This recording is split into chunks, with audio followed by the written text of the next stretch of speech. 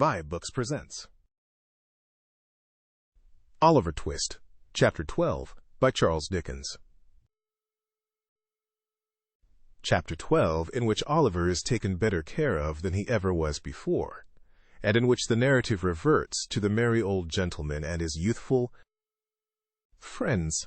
The coach rattled away over nearly the same ground as that which Oliver had traversed when he first entered London in company with the Dodger, and, turning a different way when it reached the Angel at Islington, stopped at length before a neat house, in a quiet shady street near Pentonville. Here a bed was prepared without loss of time, in which Mr. Brownlow saw his young charge carefully and comfortably deposited, and here he was tended with a kindness and solicitude that knew no bounds.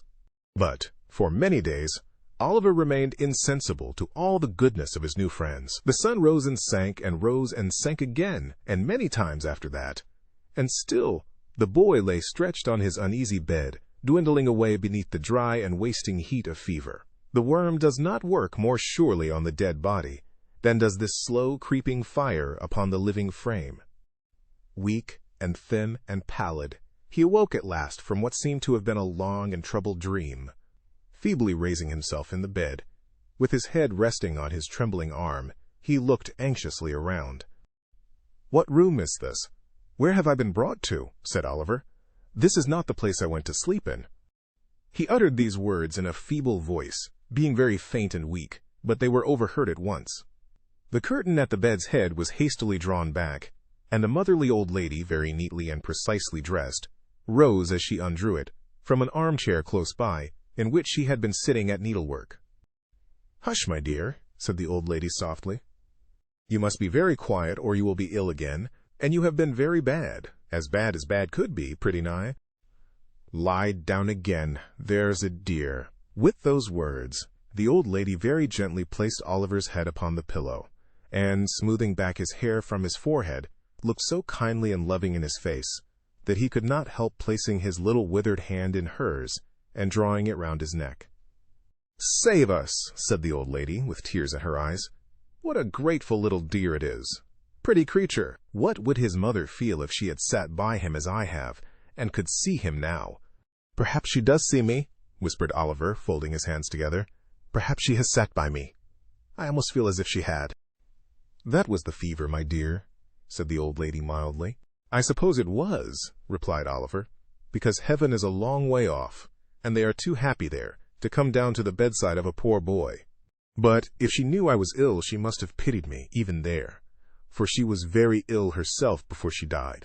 She can't know anything about me, though," added Oliver after a moment's silence. "If she had seen me hurt, it would have made her sorrowful, and her face has always looked sweet and happy when I have dreamed of her." The old lady made no reply to this, but wiping her eyes first, and her spectacles, which lay on the counterpane, afterwards, as if they were part and parcel of those features, brought some cool stuff for Oliver to drink, and then, patting him on the cheek, told him he must lie very quiet, or he would be ill again. So Oliver kept very still, partly because he was anxious to obey the kind old lady in all things, and partly, to tell the truth, because he was completely exhausted with what he had already said. He soon fell into a gentle doze, from which he was awakened by the light of a candle, which, being brought near the bed, showed him a gentleman with a very large and loud-ticking gold watch in his hand, who felt his pulse and said he was a great deal better. "You are a great deal better, are you not, my dear?" said the gentleman. "Yes, thank you, sir," replied Oliver. "Yes, I know you are," said the gentleman. "You're hungry too, aren't you?" "No, sir," answered Oliver. "No, I know you're not." "He is not hungry, Mrs. Bedwin," said the gentleman, looking very wise. The old lady made a respectful inclination of the head, which seemed to say that she thought the doctor was a very clever man. The doctor appeared much of the same opinion himself. "You feel sleepy, don't you, my dear?" said the doctor. "No, sir," replied Oliver. "No," said the doctor, with a very shrewd and satisfied look. "You're not sleepy, nor thirsty, are you?" "Yes, sir, rather thirsty," answered Oliver. "Just as I expected, Mrs. Bedwin," said the doctor. "It's very natural that he should be thirsty. You may give him a little tea, ma'am, and some dry toast without any butter." Don't keep him too warm, ma'am, but be careful that you don't let him be too cold. Will you have the goodness?" The old lady dropped a curtsy. The doctor, after tasting the cool stuff and expressing a qualified approval of it, hurried away, his boots creaking in a very important and wealthy manner as he went downstairs. Oliver dozed off again soon after this. When he awoke, it was nearly 12 o'clock. The old lady tenderly bade him good night shortly afterwards, and left him in charge of a fat old woman who had just come, bringing with her, in a little bundle, a small prayer book and a large nightcap. Putting the latter on her head and the former on the table, the old woman, after telling Oliver that she had come to sit up with him, drew her chair close to the fire and went off into a series of short naps, checkered at frequent intervals with sundry tumblings forward and divers moans and chokings. These, however, had no worse effect than causing her to rub her nose very hard and then fall asleep again. And thus the night crept slowly on. Oliver lay awake for some time, counting the little circles of light which the reflection of the rushlight shade threw upon the ceiling, or tracing with his languid eyes the intricate pattern of the paper on the wall. The darkness and the deep stillness of the room were very solemn, as they brought into the boy's mind the thought that death had been hovering there for many days and nights, and might yet fill it with the gloom and dread of his awful presence. He turned his face upon the pillow and fervently prayed to heaven. Gradually, he fell into that deep, tranquil sleep which ease from recent suffering alone imparts, that calm and peaceful rest which it is pain to wake from. Who, if this were death, would be roused again to all the struggles and turmoils of life, to all its cares for the present, its anxieties for the future, more than all, its weary recollections of the past. It had been bright day for hours when Oliver opened his eyes. He felt cheerful and happy. The crisis of the disease was safely past. He belonged to the world again. In 3 days' time he was able to sit in an easy chair, well propped up with pillows, and, as he was still too weak to walk, Mrs. Bedwin had him carried downstairs into the little housekeeper's room, which belonged to her. Having him set here by the fireside, the good old lady sat herself down too, and, being in a state of considerable delight at seeing him so much better, forthwith began to cry most violently. "Never mind me, my dear," said the old lady. "I'm only having a regular good cry. There, it's all over now, and I'm quite comfortable." "You're very, very kind to me, ma'am," said Oliver. "Well, never you mind that, my dear," said the old lady. "That's got nothing to do with your broth, and it's full time you had it. For the doctor says Mr. Brownlow may come in to see you this morning, and we must get up our best looks, because the better we look, the more he'll be pleased." And with this, the old lady applied herself to warming up, in a little saucepan, a basin full of broth, strong enough, Oliver thought, to furnish an ample dinner when reduced to the regulation strength for 350 paupers at the lowest computation. "Are you fond of pictures, dear?" inquired the old lady, seeing that Oliver had fixed his eyes most intently on a portrait which hung against the wall, just opposite his chair. "I don't quite know, ma'am," said Oliver, without taking his eyes from the canvas. "I have seen so few that I hardly know. What a beautiful, mild face that lady's is." "Ah," said the old lady, "painters always make ladies out prettier than they are, or they wouldn't get any custom, child. The man that invented the machine for taking likenesses might have known that would never succeed. It's a deal too honest." "A deal?" said the old lady, laughing very heartily at her own acuteness. Is that a likeness, ma'am?" said Oliver. "Yes," said the old lady, looking up for a moment from the broth. "That's a portrait." "Whose, ma'am?" asked Oliver. "Why, really, my dear, I don't know," answered the old lady in a good-humored manner. "It's not a likeness of anybody that you or I know, I expect." "It seems to strike your fancy, dear." "It is so pretty," replied Oliver. "Why, sure you're not afraid of it?" said the old lady, observing in great surprise the look of awe with which the child regarded the painting. "Oh, no, no," returned Oliver quickly. "But the eyes look so sorrowful, and where I sit, they seem fixed upon me.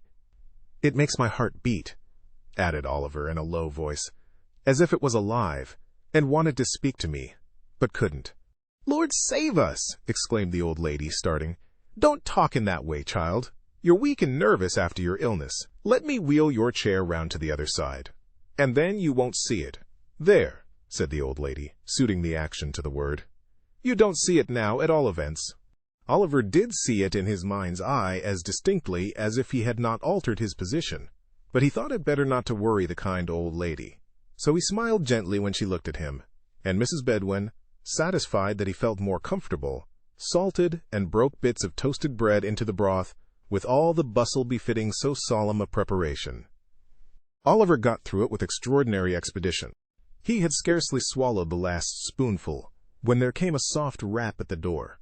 "Come in," said the old lady, and in walked Mr. Brownlow. Now the old gentleman came in as brisk as need be, but he had no sooner raised his spectacles on his forehead and thrust his hands behind the skirts of his dressing-gown to take a good long look at Oliver than his countenance underwent a very great variety of odd contortions. Oliver looked very worn and shadowy from sickness, and made an ineffectual attempt to stand up, out of respect to his benefactor, which terminated in his sinking back into the chair again. And the fact is, if the truth must be told, that Mr. Brownlow's heart, being large enough for any 6 ordinary old gentlemen of humane disposition, forced a supply of tears into his eyes by some hydraulic process which we are not sufficiently philosophical to be in a condition to explain. Poor boy," said Mr. Brownlow, clearing his throat. "I'm rather hoarse this morning, Mrs. Bedwin. I'm afraid I have caught cold." "I hope not, sir," said Mrs. Bedwin. "Everything you have had has been well aired, sir." "I don't know, Bedwin. I don't know," said Mr. Brownlow. "I rather think I had a damp napkin at dinner-time yesterday. But never mind that. How do you feel, my dear?" "Very happy, sir," replied Oliver, "and very grateful indeed, sir, for your goodness to me." "Good boy," said Mr. Brownlow stoutly. "Have you given him any nourishment, Bedwin? Any slops, E.H.?" "He has just had a basin of beautiful strong broth, sir," replied Mrs. Bedwin, drawing herself up slightly, and laying strong emphasis on the last word, to intimate that between slops and broth well compounded, there existed no affinity or connection whatsoever. "Ugh," said Mr. Brownlow with a slight shudder. "A couple of glasses of port wine would have done him a great deal more good. Wouldn't they, Tom White, E.H.?" "My name is Oliver, sir," replied the little invalid with a look of great astonishment. "Oliver," said Mr. Brownlow.